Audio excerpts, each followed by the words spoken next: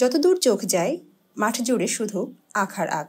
অনুকূল আবহাওয়া, রোগবালাই ও পোকামাকড়ের আক্রমণ কম থাকায় টাঙ্গাইল জেলায় এবার আখের বাম্পার ফলন হয়েছে। দাম ভালো পাওয়ায় কৃষকরাও বেশ খুশি। পাইকাররা তাদের ক্ষেত থেকেই আখ কিনে ঢাকা, পাবনা, সিলেট ও চট্টগ্রাম সহ বিভিন্ন জেলায় নিয়ে যাচ্ছেন।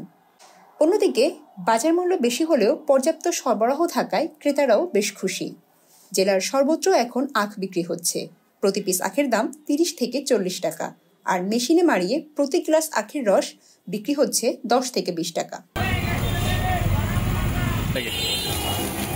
কম পরিশ্রম ও কম খরচে বেশি লাভ পাওয়ায় আখ চাষে ঝুঁকছেন টাঙ্গাইলের বরুহা, সোনাট, বেলতাসরাই ও পোড়াবাড়ি এলাকার কৃষকরা। তাদের মতে ঈশ্বরদী, ধলেশ্বরী, মিশ্রিদানা জাতের আখ সহজেই বাড়ে এবং এতে পোকামাকড়ও কম ধরে। তবে আখের চাষ বাড়াতে আরো বেশি সরকারি সহায়তা আশা করেন তারা। কমাইছি ৫ বিঘা আবাদ করছে। সার কীটনাশকের যে অবস্থা, যে দাম, ওতে তো করতে হয় না। আর হলো পাইকারা নিয়ে যায়, এখনো পর্যন্ত আসে নাই, কম আসতে আসবো আর কি ইনশাল্লাহ। সামনে ওই সপ্তাহের পর থেকে শুরু হবো বেচা কিনে। ভালো ফলন হয়েছে, পোকামাকড় নাই। ২৫, ২৬, ৩০, ২০। আগে ডিএবি সার চাল, ডিএবি সারটা দিলে ফলন হয় বেশি। বর্তমান ডিএবি সারটা পাওয়া যায় না। এটা আপনাদের জন্য ডিএবি সারটা দিলে আমাকে কৃষি অফিসারের থেকেও আমাকে ডিএবি সার পাওয়া যেতেছে না। ঈশ্বরদী ১৬ কুশাল, রংবেলাসী, তারপরে মিষ্টি দানা, সাদাড়া। আল্লাহ গেলে খুব ভালো হয়েছে, এবার আল্লাহ খুব ভালো দিচ্ছে কুশাল। জেলা কৃষি সম্প্রসারণ অধিদপ্তর সূত্রে জানা যায়, এবছর আখের লক্ষ্যমাত্রা ৫০০ হেক্টর জমি থাকলেও আবাদ করা হয়েছে ৪৫১ হেক্টর জমিতে। কৃষি বিভাগ কৃষকদের প্রয়োজনীয় সকল সহায়তা দিয়ে যাচ্ছে। আখ একটা অর্থকারী ফসল এবং এটা বছরব্যাপী হয়, পুরা জমিটাই কভার করে থাকে।